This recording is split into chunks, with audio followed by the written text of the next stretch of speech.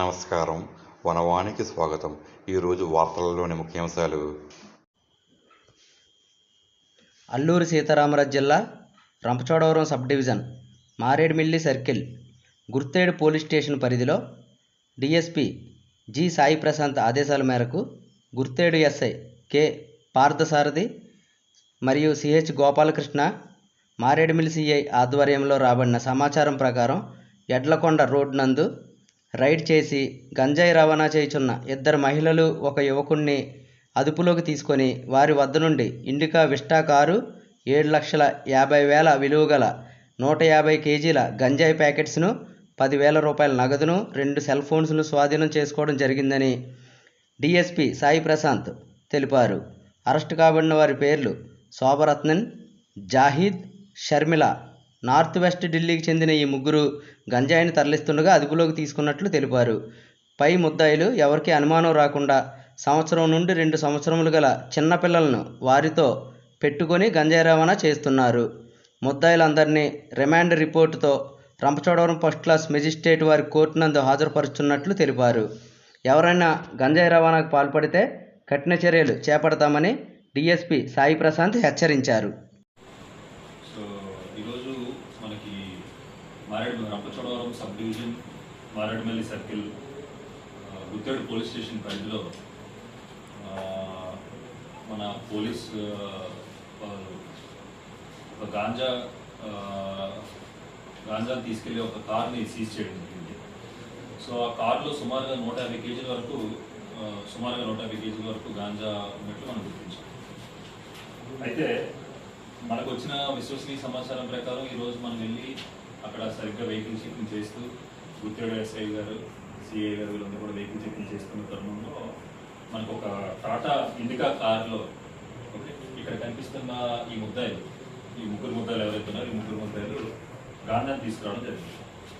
So ఆ Tata indica vista వెహికల్లోనే వీళ్ళు గాంజాని తీసుకురావడం, అది మనం ఎగ్జాక్ట్లీ ఇంటర్సెప్ట్ చేసి దాన్ని ఆపి అందులో ఉన్న అది ఏంటని చూడగా పైన వాళ్ళు రకరకాల మెటీరియల్తో కలిపి లోపల చూస్తే ఇక్కడ మీకు కనిపించినటువంటి గాంజా మొత్తం అంతా కూడా మనకి అక్కడ దొరికింది. సో డీటెయిల్స్లోకి వెళ్తే అండి, సో వీళ్ళు బేసిక్గా ఢిల్లీకి చెందిన వాళ్ళు, వీళ్ళు ఇక్కడ వాళ్ళు కాదు.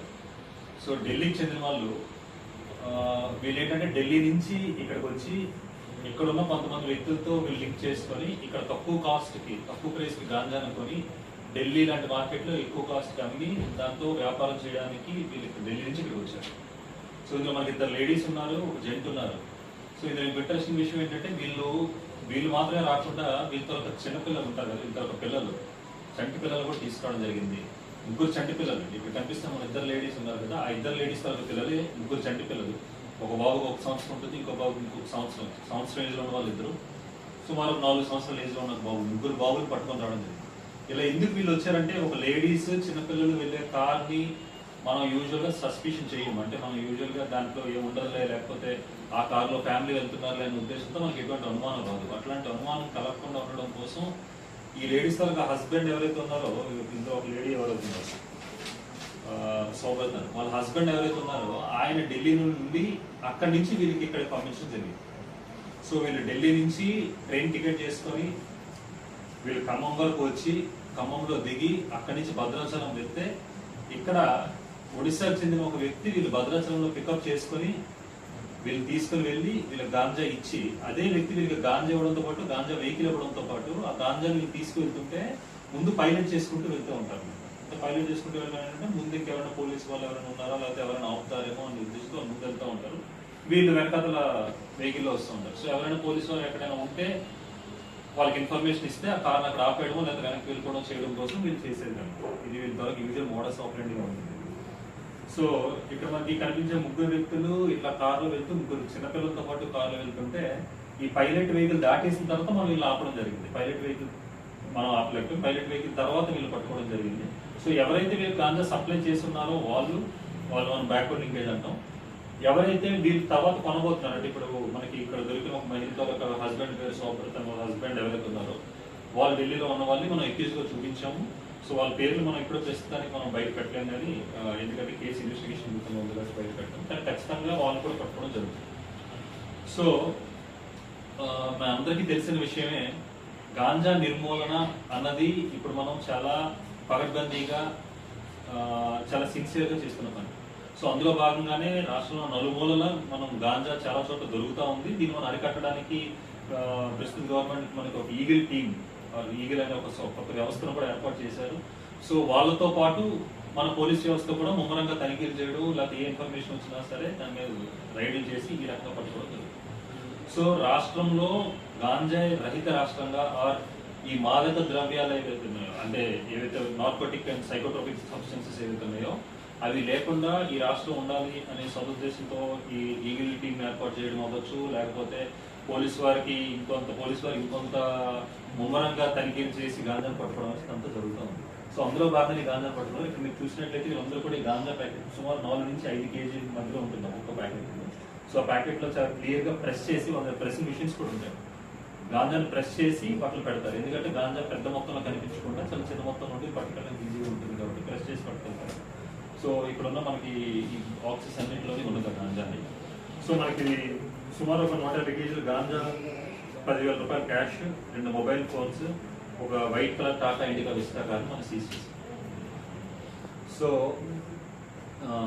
ఈ రైడ్లో పాల్గొన్నటువంటి ఇక్కడ ఉన్నటువంటి సిఐ మారేడుమిల్లి మన గోపాలకృష్ణ గారు, మన ఎస్ఐ గుర్తేడు ఎస్ఐ గారు పాదసార్ గారు, ఇంకా మిగతా స్టాఫ్ కూడా ఎవరైతే ఉన్నారో అవ్వచ్చు, లేకపోతే మిగతా స్టాఫ్ వీళ్ళందరూ కూడా ఎవరైతే ఉన్నారో వీళ్ళందరినీ కూడా మా తరపు నుంచి, అలాగే జిల్లా ఎస్పీ గారు, యూనిట్ ఆఫీసర్ అండ్ ఎస్పీ గారు కూడా అభినందించడం జరిగింది.